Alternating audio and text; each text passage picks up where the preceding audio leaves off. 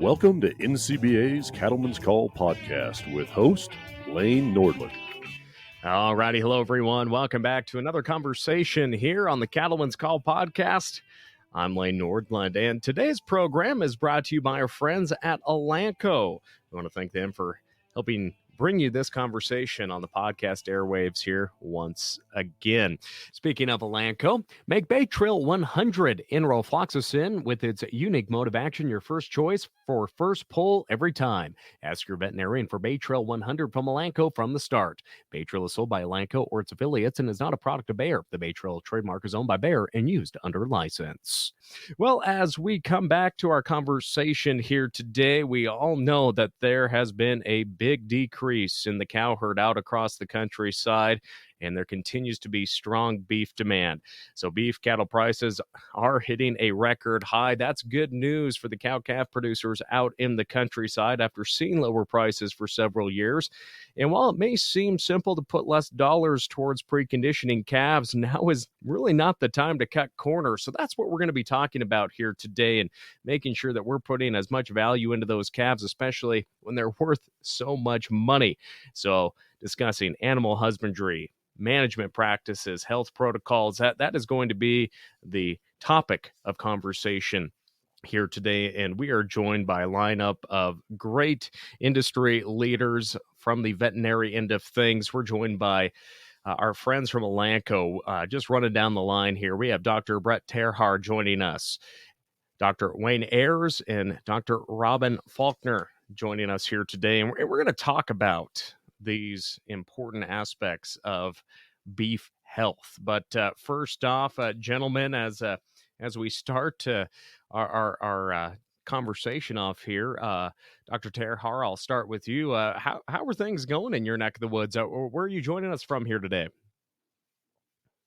Hey, Lane. I live in southwest Iowa, so kind of a feeder cow-calf country, but also farmer feeder country, and lots of feed and corn in southwest Iowa. So right in the heart of the heartland there. Well, thanks for joining us. And Dr. Ayers, where are you joining us from here today? So I live in Wilder, Idaho.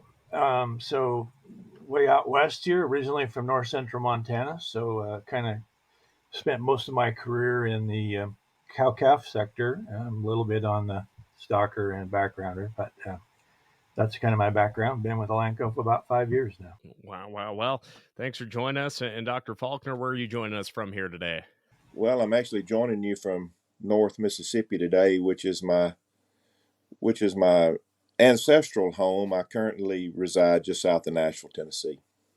Well, thanks for joining us from the ancestral home there today. And just for your preference, I'm joining you guys from in between Belt and Great Falls, Montana. So probably, Dr. Ayers, did you grow up in Big Sandy, or where are you from originally? Fort Benton, and I practiced in Big Sandy for a number of years. All righty. Well, I grew up in Lewistown, and we ranched over near Dotson, Montana, too. So Central Montana here, Charlie Russell country for those of you that know about that. We're neighbors. Not too far away. But, I'll ask you all where you're calling in from here today. But obviously, you all play a very important role in animal health and education with Elanco and working with producers day in and day out. But obviously, you maybe have had different roles through your careers. But I just want to ask you guys to talk a little bit about yourselves. Obviously, we know that Dr. Ayers grew up there in Fort Benton, Montana. But I'll start with you, Dr. Ayers, again. I guess, how did you find yourself at Elanco and get on the route with veterinary medicine?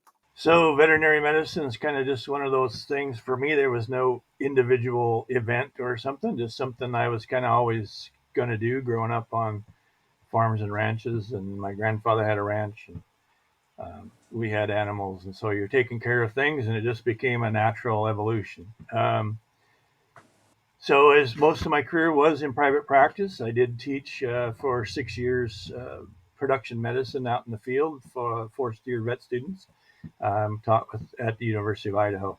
And then shortly thereafter, I joined Elanco. So kind of a position opened up, and it was kind of a natural progression for me to work from practice to education to into industry and bring a little bit of my experience along the way, and hopefully help out the industry. Well, again, thank you for sharing more about your background and your work with Elanco and continuing that. Dr. Terhaar, let's just talk about how you got involved in veterinary medicine. I grew up in a farming family, and amongst other, I guess, entrepreneurial family, amongst other things. We had cattle and other businesses, but really enjoyed the livestock side of things, and so found myself attracted to that, and veterinary medicine covered a lot of interesting opportunities. After graduation, I grew up in Minnesota, central Minnesota, and then practiced in the Sandhills in Nebraska by Ainsworth, and really enjoyed that, working with ranches and feedlots out there. Eventually ended up in Iowa, here where I'm at, Winterset, Iowa. And at that point, I was working in industry with another company, but ended up having the good fortune of being close to or working for a company that was doing vaccine development. So I spent a number of years doing research, helping manage a research facility, and so a good education for me in learning about biologics, and then tying that in with past management, out in ranch country. It's been a really good ride, right? And I've been at Elanco for 10 years now, I guess. Wow. Well, thank you for more on your background, and also last but not least, Dr. Falkner. Let's talk about what put you on the path for veterinary medicine, and then finding your way to Elanco. All right. Thank you, Lane. I share a common history with Dr. Ayers and Terhaar. I grew up on a family farm, 3 generations on one farm. We had row crop commercial hay and beef cattle. And when I was in high school, that would have been late 70s, early 80s, and agriculture was really going through a difficult time, particularly on the row crop side. And I knew I wanted to be involved with agriculture, and cattle had actually allowed us to survive those high interest rates and difficult agricultural environment. So I think that knowing I wanted to be involved with agriculture and wanted to have a positive impact on the family farm led me to veterinary medicine, and have had a great career there.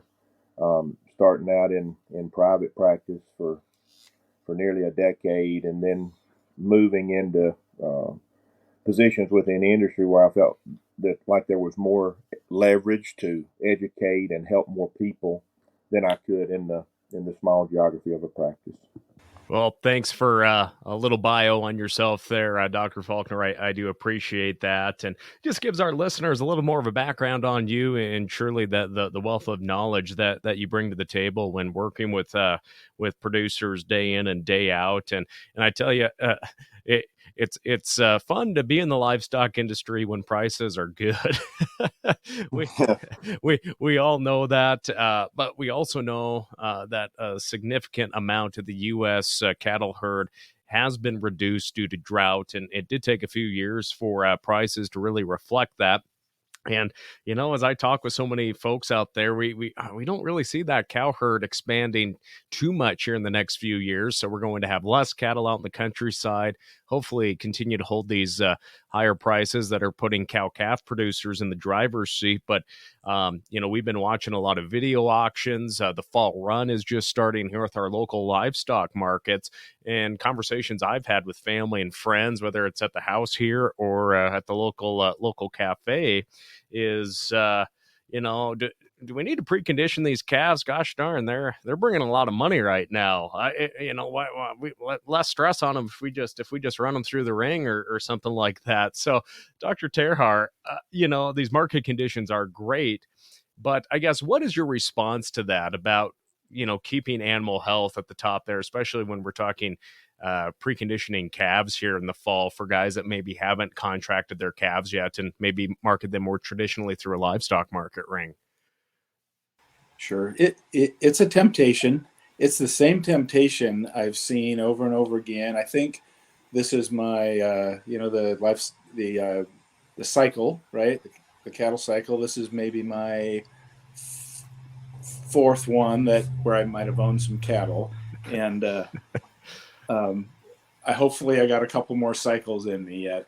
But there's that temptation right now, just like when we're on the bottom side of the cycle, to say, hey, these cattle prices are really low. These calf prices are low. We're just going to, wean the calves and take them to the sale barn and not do anything and try to save $3, $4, $5 a calf and move on. And ironically, it's the same mentality or the same thing happens when the prices are really high. Hey, they're really high. It doesn't look like there's that big of a spread between cattle that have been preconditioned or not. I think in reality there is, but that's the temptation, right? Well, and also just the fact that feeders are paying a lot of money for these calves right now too, and that's quite the investment on their behalf when they're paying record high prices for these calves. That's something to consider too. When those calves hit the truck, they're going to get finished in feedlot country for, I'm thinking in my Montana northern type head where they do have to ride that semi for quite a few miles to get there, that those feeders want those animals as healthy as possible. Yeah, that it's a big consideration right now. And where I live in Iowa, a lot of farmer feeders. There's a few empty pens yet, for sure, and people are really pushing they're pushing their pencil to see if things will work, because fed cattle prices are high, but these feeder calves are expensive, and so it makes a big difference to them on whether these cattle are high risk or medium or low, right? And they do remember. I guess I'm looking forward, into the coming years. These prices don't stay up forever, and so they have a lot. People have a long memory when they've purchased calves that have caused problems. They remember where they purchased them. So we need to think about that. We got to think about the long game here. Yeah, no, definitely. And maybe Dr. Ayers expanding on that, maybe because you're more that cow-calf country in Idaho there too. What are those conversations like that you have with those producers that, again, as I said, like, gosh darn, that's just saving a little bit of money, not running them through. How important is it when you have these conversations in your role with Elanco, but also with fellow veterinarians out there, cattle buyers, producers, whatever it may be? Yeah, I echo Dr. Terhaar's thoughts there as these temptations, but I think our job as veterinarians and also as technical consultants here in industry is to try and caution against those temptations. As cow-calf producers, we have to remember that they're at the foundation of the entire industry. So what we move forward as cow-calf producers is what ends up in the consumer's hands at the supermarket. And when we look at it that way, I think we end up now the importance of laying that proper foundation. That's we're selling a product. Even if we kind of think of it as okay, I'm raising cows and calves, but we're selling a product. And any good businessman tries to put forward the best product they can to encourage repeat buys. And so even now there's maybe a 10 to 15 cent difference, or historically there's a 10, 15 cent difference between preconditioned backgrounded cattle than sale barn cattle. It's important to have that customer come back again, because he may pay more than that the second time if he has good luck with those cattle.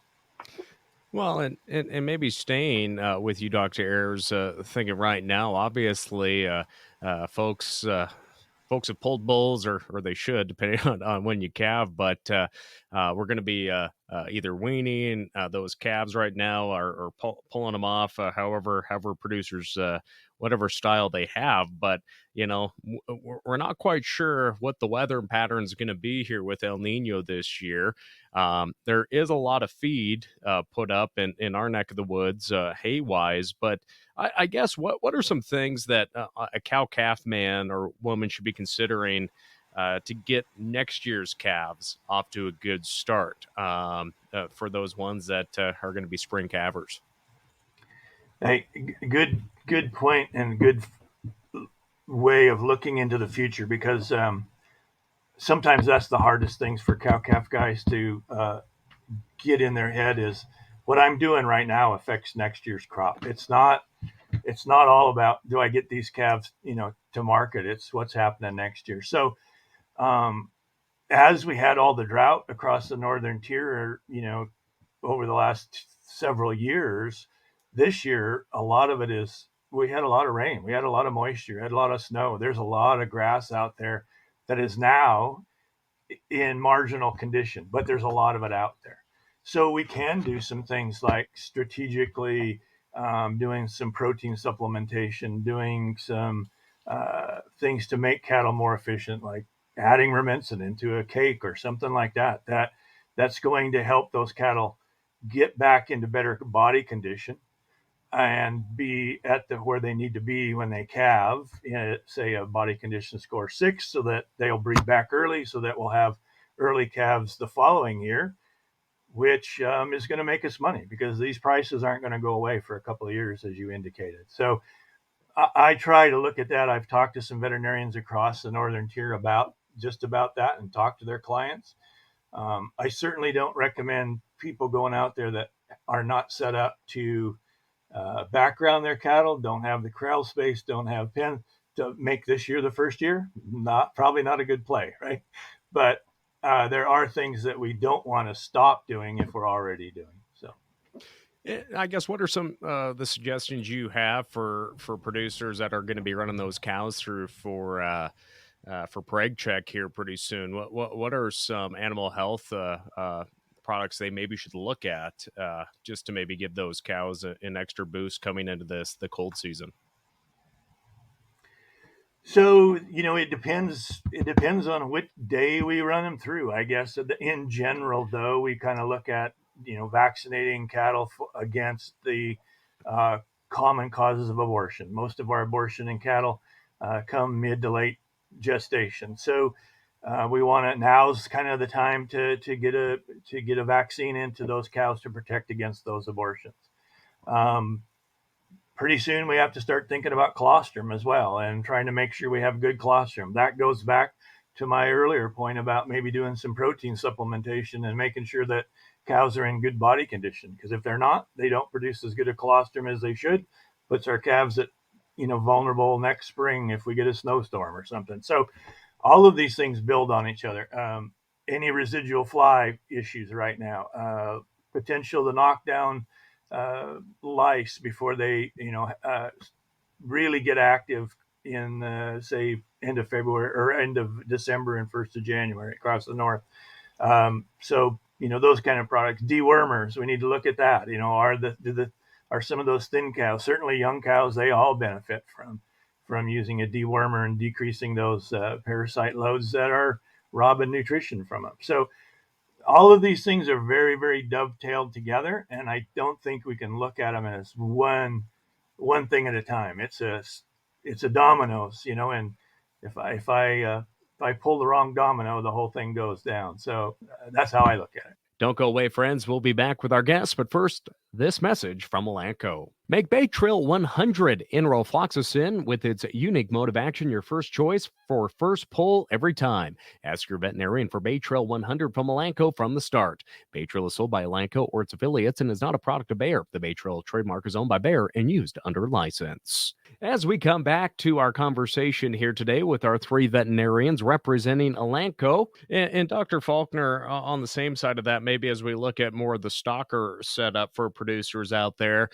When you're consulting with folks out in the countryside, I guess, what are your tips that you're sharing to make sure that these cattle are off to the right start and continuing to have a healthy existence in the cattle cycle?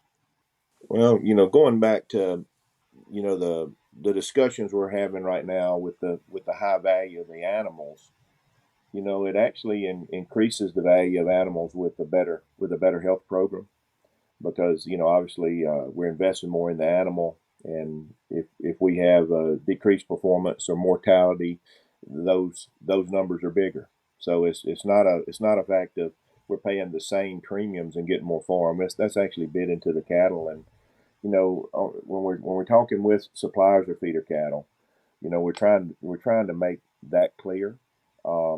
And I guess the other part, and I think this is pretty important, and Dr. Ayers and Terhaar didn't mention it.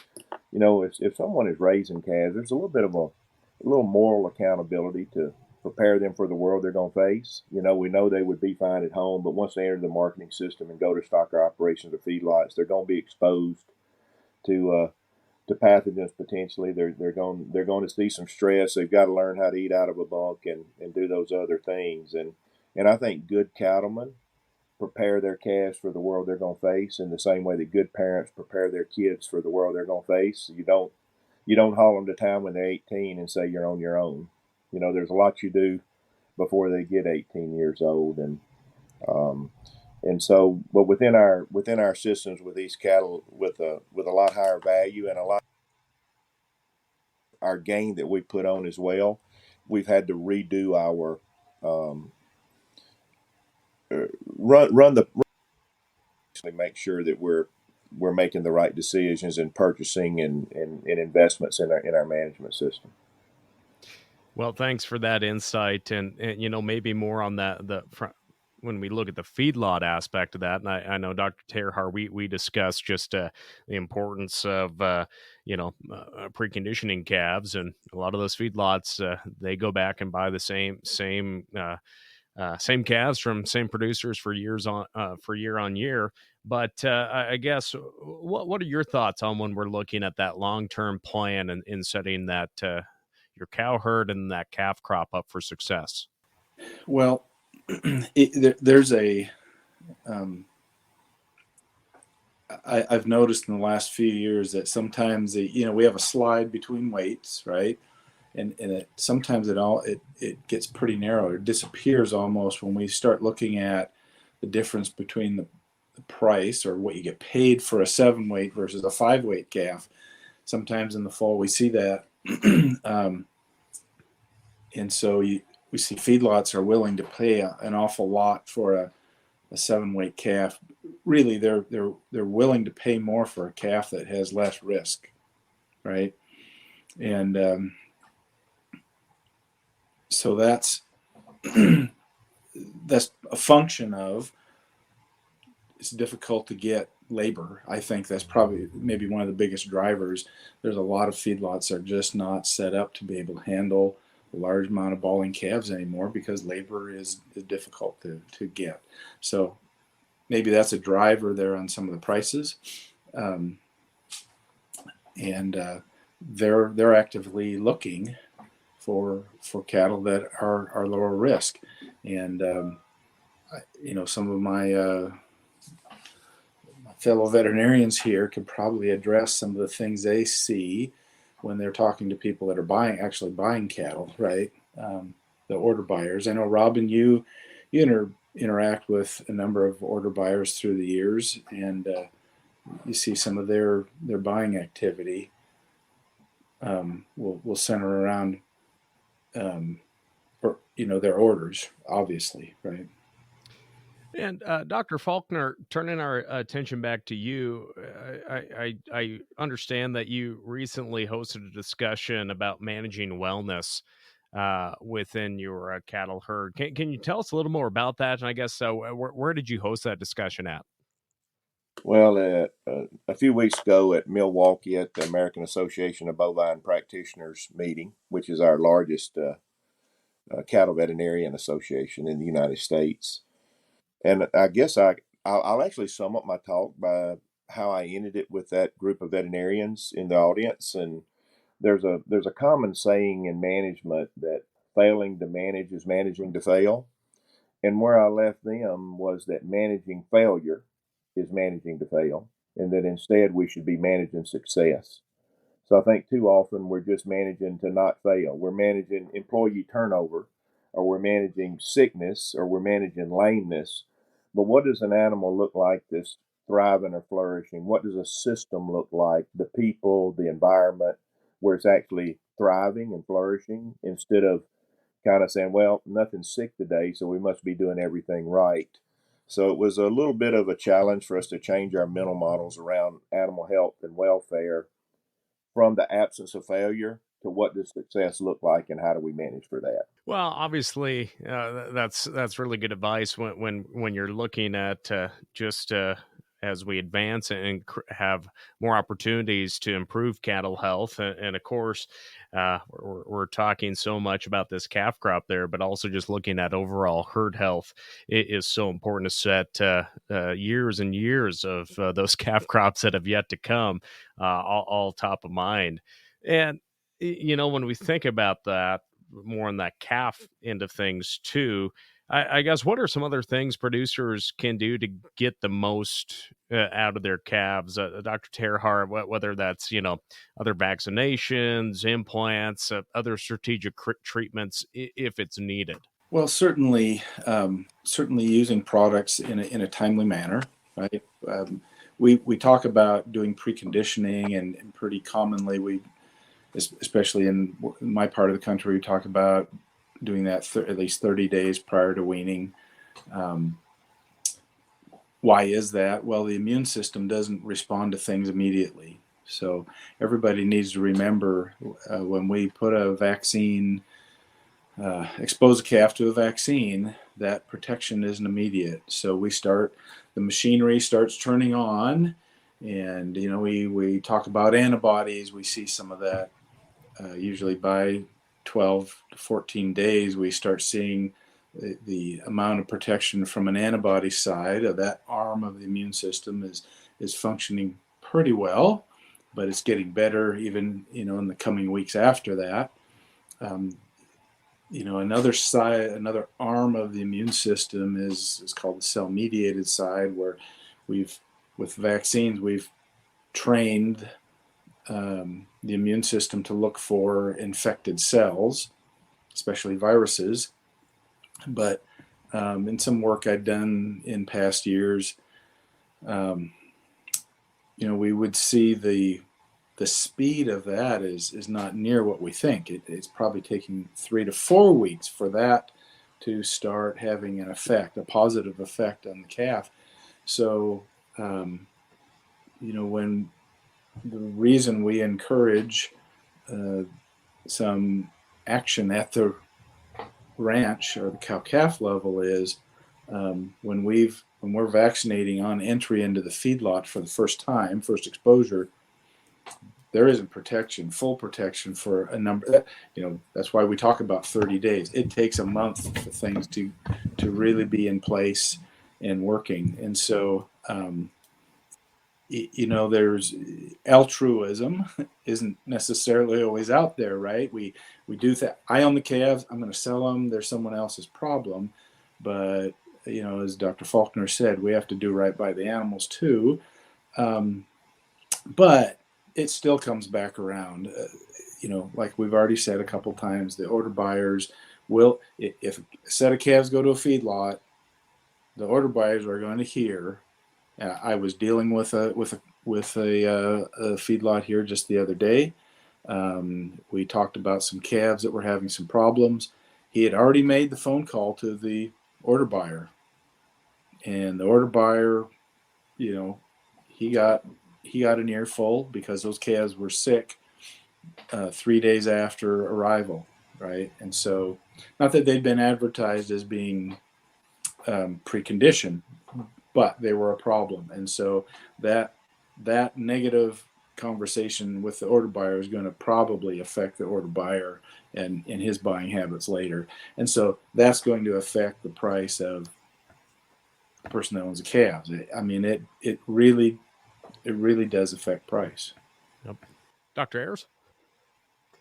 Yeah, I would just like to add a couple points to Dr. Terhaar's discussion there, and that is these opportunities to actually gain a little more weight that sometimes we don't think about by preconditioning and opportunities when I handle those cattle. A month ahead of time, 3 weeks minimum, but certainly a month is better, ahead of weaning and prepare those calves. So I can do things like some added fly control, maybe at that point on those calves when I'm giving them their vaccinations. I can use a dewormer to get rid of some of those larvae, those adult parasites that are robbing nutrients and slowing that growth, especially when we get into that time of year where we're seeing cattle having to graze brown grass. And so every bit of protein makes a difference. So if I can reduce some of these loads by reducing flies, reducing parasites, um, I should, if everything's working right, I should actually be able to actually see a little bit of gain, or at least a little bit of a better immune response, maybe, because now the body can petition energy and protein to a better use, rather than having to fight a disease. And then we have opportunity afterwards. If we're holding those cattle, we can continue that. And you make a good point about the implants. If I can do that, I can do that on the day that I wean them. And now they either go back out to grass or they go into a system where I'm feeding them grass, as a backgrounder, gain a little bit more weight. Every pound we get right now is worth $3. So, it's well worth a few cents of some of our of some protein supplementation. It's well worth a few cents on some a dollar to make $3 on an implant. It's just this holistic approach. How do I make my cattle more valuable, but also how do I get more weight onto them? And we have technologies out there that we can add that to everybody's bottom line. Yep. No, all very good insight and advice. And again, for our listeners out there, you can visit farmanimal.elanco.com for more on these tips and conversations about maximizing calf profitability. But before I let the three of you get back to your days, I guess just what's something you want producers out in the countryside to maybe leave with here today that we didn't discuss? Dr. Falkner, I'll start with you. Just any last tidbits you'd just like to share with our audience here today. Well, as we were going through our call today, I was reminded of something I witnessed a few years ago. I was with a tour of cattlemen, and we were touring some feed yards in Nebraska, and the cattlemen were from Alabama, and they actually recognized the tags in a pen of cattle and said, "Oh, that's some cattle from our feeder calf sale." And they asked the owner of the feed yard, who I won't say the name here, but this is a feed yard that anybody would want to feed in and would want to sell their cattle to. They said, "How much of a premium did you give for those compared to sale barn calves?" And he sort of him-hawed around a little bit, and he said, "I can't tell you because I don't buy the other kind." And so a lot of times you're talking about changing where your cattle are going to go. You're changing their stars. And part of that is of being able to do that is understanding, how the industry works beyond you. And I'll throw a few tidbits out there. We don't move cattle very far without having 50,000-pound groups of them that are uniform, so that they will finish at the same time, because that's based on the natural law of how many we put in a truck. And then as you go further west and south, we get a lot of 200 head pens. So that means we actually need 3 loads of uniform cattle to fill up a pen. In my part of the world, we really like if our cattle go to Dr. Terhaar's neighbors in Iowa, because we tend to pay more for cattle that are further east and if they're further north. But those feeders are also more particular about the cattle. They're going to want them uniform, and they're going to want a solid health program. A lot of farmer feeders, and they want to feed their feed up, but they don't want to be doctoring sick calves. So yeah, it's not all. When you're sitting in a sale barn, it may be the same people bidding, but they're sending them to different people, and you can actually change change where your cattle go, and you should be working with your veterinarian and who markets your cattle to try to access those better markets for them. Thanks for that insight, Dr. Falkner. That very, very, very good tips there, and again, especially for cow calf producers to think about, because there is a lot of producers out there that still think they're not my problem once they get on the truck, and that is a mindset that truly does need to change. Dr. Terhaar, so I'll give you the floor as well. Just any last thoughts, or maybe expanding upon any of the other points you heard here today. Well, everything we do, right, it matters. And I know there's a lot of, when we look at the average size of the cow herd in the U.S., and it's slowly growing, but there's still a lot of us that have cattle out there and that aren't our major, our primary source of income. But I think it's important that we have a long view of where these cattle are going, how, what's the best for the industry. Again, there's some challenges in preconditioning, and I think, as Dr. Ayers said, if you haven't done it before, now is probably not the year to try and start to do that. But I've seen it over and over again.